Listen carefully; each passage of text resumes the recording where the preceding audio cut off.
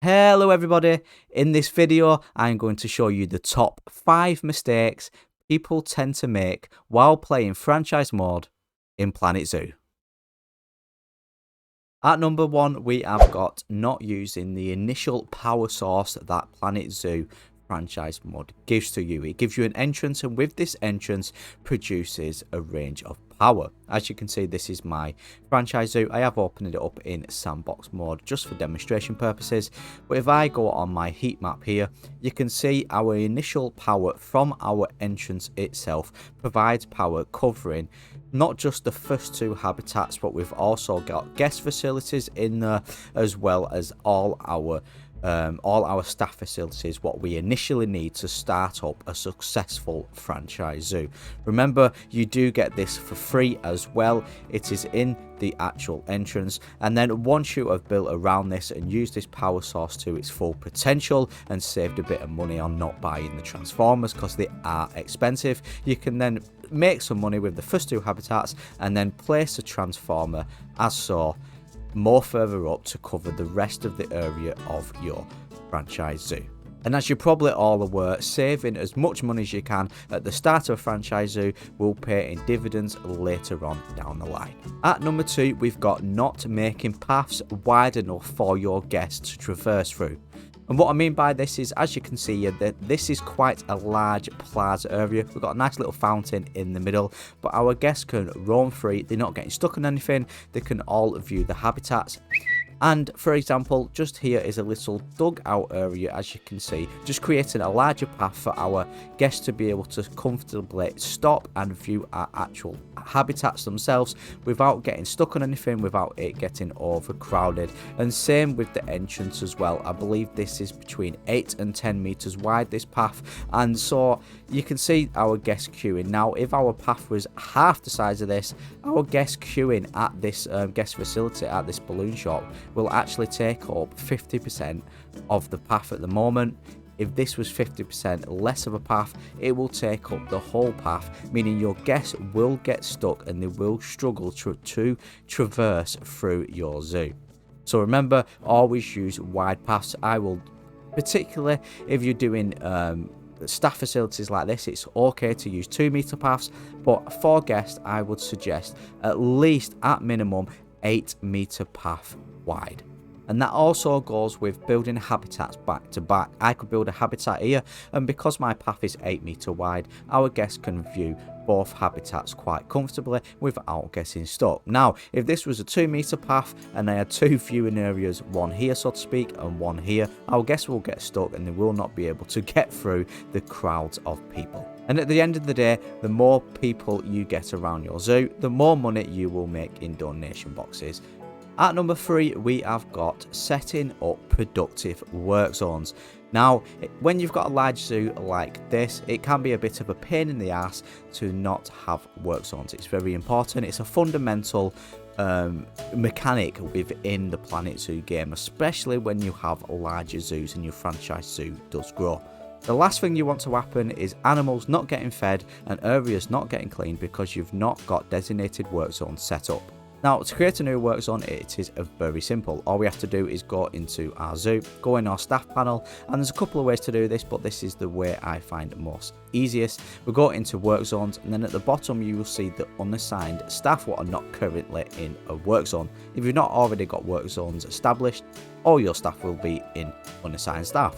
So I'm going to click on my unassigned staff, what I want in my new work zone, and I'm just going to click on the bottom right hand side here, new work zone, and I'm just going to select the facilities or habitats I want these staff to cover in their work zone. Demonstration purposes, I'm just going to select these, and you can see now it has created a new work zone called Work Zone 14. You can rename this to whatever you want, and now you know that those specific staff members will cover this zone and you don't have to worry about this zone. At the beginning of your franchise zoo, you don't really have to worry about this mechanic, but as your zoo grows, gets bigger and has more guests and more staff, you really need to focus on the managerial aspects within Planet Zoo. At number 4, we have got not having enough staff facilities to cover the needs of your zoo. Now, what I mean by this is, for example, if you have 4 habitats in your zoo, ideally you should have 4 zookeeper huts. And you should also have 4 zookeepers. This just makes sure everything runs smoothly, your animals are getting fed, your animals are happy, your guests are happy, and your staff are not overworked and they are also happy. Happy people, happy animals creates a happy zoo. As you can see here, in the start of this franchise zoo, I've got 2 habitats. I've also got a zookeeper on the left hand side here and a zookeeper hut on the right hand side here. 2 habitats, 2 huts, and I've got 2 zookeepers. Ideally, you want to be building these zookeepers' huts pretty much right next to or entwined into your habitat.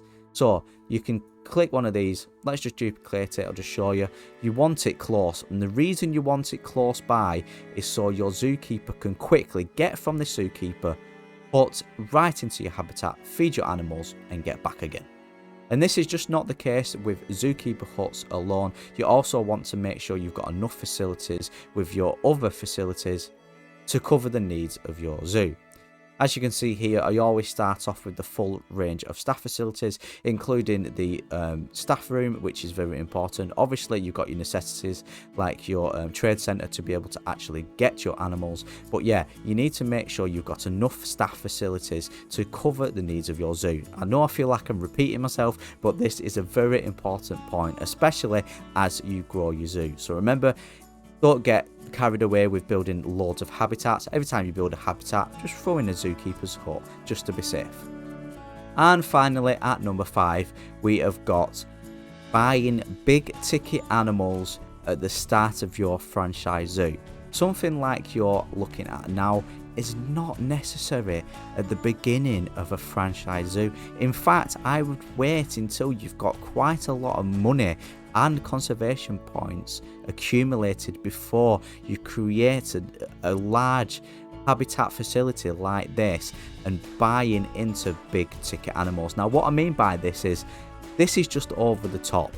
It's a lovely habitat, by the way. I have created it. Steam Workshop link in the description if you want to download this and have it in your own zoos. But it's just unnecessary in franchise mode at the beginning. Once you've accumulated a lot of money and a lot of conservation credits, then go ahead and start focusing on highly detailed animal habitats like this. But you're just going to waste so much money, and that's what franchise zoos is not about. It's all about being productive and coming out with a profitable zoo. If you want to get crazy like building habitats like this, jump in sandbox mode. And furthermore, and the big thing you need to remember, for me anyway, because this is where I have gone wrong so many times while playing franchise mode, is not buying big ticket animals. Yeah, cheetahs like this and lions and other big cats are lovely and great to have in your zoo, and you're probably looking forward to getting these kind of animals in your franchise zoo.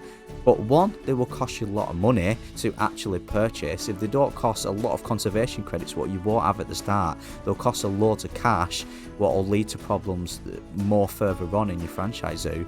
And 2, they will cost a lot of money to feed. Like feeding these animals costs a lot of money, especially if you have 2 or more.